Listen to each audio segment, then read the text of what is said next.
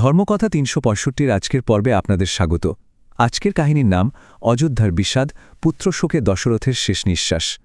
গত পর্বে আমরা যেখানে কথা শেষ করেছিলাম সেখানে রাম, সীতা আর লক্ষ্মণ চিত্রকূটের শান্ত স্নিগ্ধ প্রকৃতির দিকে এগিয়ে যাচ্ছিলেন, কিন্তু তারা জানতেন না যে তাদের ছেড়ে আসা অযোধ্যায় তখন এক ভয়ঙ্কর শোকের কালো মেঘ ঘনিয়ে আসছে। একবার ভাবুন তো, যে রাজপ্রাসাদটা সব সময় উৎসব, গান বাজনা আর হাসির শব্দে গমগম করত, সেই বিশাল প্রাসাদটা এখন একেবারে চুপচাপ নিস্তব্ধ। চারদিকে যেন একটা ভারী শোকের চাদর বিছিয়ে দেওয়া হয়েছে। প্রাসাদের প্রত্যেকটা কোণায় শুধু বিষাদের প্রতিধ্বনি শোনা যাচ্ছে, আর এই সব কিছুর কেন্দ্রে আছেন মহারাজ দশরথ, যিনি শোকে একেবারে শয্যাশায়ী। প্রিয় ছেলে রামের থেকে দূরে থাকার যন্ত্রণা তাকে এতটাই ভেঙে দিয়েছে যে তিনি খাওয়া, ঘুম সব কিছু ছেড়ে দিয়েছেন। রাজ্যের পরাক্রমী রাজার শরীরে যেন আর কোনো শক্তি অবশিষ্ট নেই। তার মনে, হৃদয়ে আর ঠোঁটে দিনরাত কেবল একটাই নাম, অবিরাম ফিসফিস করে তিনি ডেকে চলেছেন রাম। রাজার পাশেই বসেছিলেন রানী কৌশল্যা। যদিও তার নিজের বুকটাও পুত্রশোকে ফেটে যাচ্ছে, তাও তিনি শেষ চেষ্টা করছেন রাজাকে একটু সান্ত্বনা দেওয়ার। তিনি রাজাকে বলছিলেন শক্তি সঞ্চয় করতে, কারণ রাম তো একদিন ফিরবেই। কিন্তু দশরথ একদম দুর্বলভাবে মাথা নাড়লেন। তার গলাটা অনুশোচনায় কাঁপছে। তিনি ফিসফিস করে বললেন, আমি ওর প্রতি অবিচার করেছি, আমি নিজের ছেলেকে দূরে পাঠিয়ে দিয়েছি। তার মনে হচ্ছে এই ভুলের আর কোনো ক্ষমা হয় না। রানী কৌশল্যার কোনো কথাই কাজে আসছিল না, কারণ দশরথ জানতেন তার এই কষ্টের কারণ শুধু রামের বনবাস নয়, এর পেছনে লুকিয়ে আছে বহু বছর আগের একটা অভিশাপ, একটা ভয়ঙ্কর স্মৃতি যা তিনি এতদিন মনের ভেতরে চাপা দিয়ে রেখেছিলেন। কিন্তু আজ সেই স্মৃতি তাকে তাড়া করে ফিরছে। কি সেই স্মৃতি? কি এমন ঘটেছিল অনেক বছর আগে, যখন দশরথ ছিলেন একজন তরুণ রাজপুত্র? একটা মারাত্মক দুর্ঘটনা যা তার জীবনকে চিরদিনের জন্য বদলে দিয়েছিল। তরুণ দশরথ তখন শব্দভেদী বাণ ছুঁড়তে পারতেন, মানে শুধু শব্দ শুনেই লক্ষ্যভেদ করতে পারতেন। তো একদিন শিকারের সময় নদীর জল ভরার শব্দ শুনে তিনি ভাবলেন কোনো বন্য জন্তু, কিন্তু হায়, তার ছোড়া বাণ গিয়ে লাগল শ্রবণ কুমার নামের এক যুবকের বুকে।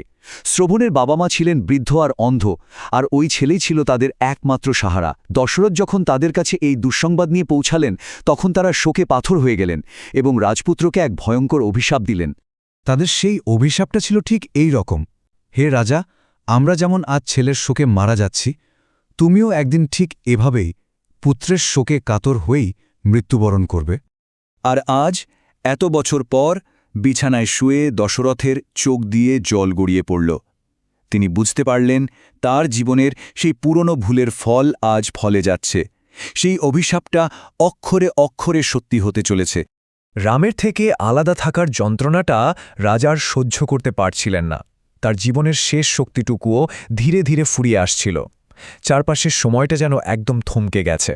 তার জীবনের একেবারে শেষ মুহূর্তেও তার ঠোঁটে ছিল তার প্রিয় পুত্রের নাম, এবং সেই নামটি উচ্চারণ করতে করতেই কৌশল রাজ্যের মহান রাজা দশরথ চিরদিনের জন্য চোখ বুজলেন। রানীর একটা আর্তচিৎকারে যেন পুরো রাজপ্রাসাদটা কেঁপে উঠল, শোকের কান্নায় ভেঙে পড়ল সবাই। অযোধ্যার মহান রাজার নেই। রাজার মৃত্যুর খবরটা দাবানলের মতো পুরো অযোধ্যায় ছড়িয়ে পড়ল।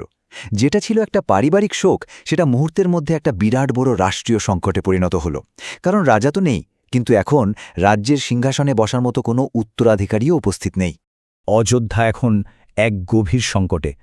একদিকে সিংহাসন খালি, রাজ্য অভিভাবকহীন, আর অন্যদিকে যিনি সিংহাসনের আসল উত্তরাধিকারী, সেই রাম 14 বছরের জন্য বনবাসে। তাহলে এখন রাজ্যের কি হবে? কে সামলাবে এই বিশাল সাম্রাজ্য? আর ঠিক এই সময় দশরথের দ্বিতীয় ছেলে ভরত ছিলেন অনেক দূরে, তার মামার বাড়িতে। অযোধ্যায় যে এত কিছু ঘটে গেছে সে সম্পর্কে তিনি কিছুই জানতেন না। এই কঠিন পরিস্থিতিতে রাজ্যের বিচক্ষণ মন্ত্রীরা এক মুহূর্ত দেরি করলেন না। তারা সঙ্গে সঙ্গে একটা জরুরি সভা ডাকলেন আর সিদ্ধান্ত নিলেন ভরতকে যত তাড়াতাড়ি সম্ভব অযোধ্যায় ফিরিয়ে আনতে হবে। রাজ্যের ভবিষ্যৎ এখন তারই হাতে। তাই সবচেয়ে দ্রুতগামী দূতদের পাঠানো হলো তাকে আনার জন্য। কিন্তু আসল প্রশ্নটা হল, ভরত যখন ফিরে এসে তার বাবার মৃত্যু আর রামের বনবাসের পেছনের আসল সত্যিটা জানতে পারবেন, তখন তিনি কি করবেন? যে সিংহাসন তার মা তার জন্য চেয়েছেন, তিনি কি সেটা গ্রহণ করবেন, নাকি তিনি মাট্টকান্ন কোনো পথ বেছে নেবেন? ভরতের এই সিদ্ধান্তই কিন্তু রামায়ণের কাহিনীকে এক নতুন দিকে নিয়ে যাবে। ধর্মকথা ৩৬৫ প্রতিদিন শুনুন রামায়ণের এক নতুন অধ্যায়। মানব জীবনের ধর্ম, ন্যায়, ভালোবাসা ও ত্যাগের মহাকাব্য রামায়ণ এখন শুনুন এক নতুন ধারায়। ধর্মকথা ৩৬৫ আপনাদের নিয়ে যাবে এক অনন্য যাত্রায়, যেখানে প্রতিদিন একটি করে নতুন পর্বে উন্মোচিত হবে এই অমর কাহিনীর রহস্য ও মহিমা। চলুন একসাথে শুরু করি এই পবিত্র যাত্রা, রাম, সীতা, লক্ষ্মণ ও হনুমানের চিরন্তন কাহিনীর পথে। প্রতিদিন নতুন পর্ব শুনতে ধর্মকথা ৩৬৫ চ্যানেলটি সাবস্ক্রাইব করে আমাদের সঙ্গে থাকুন।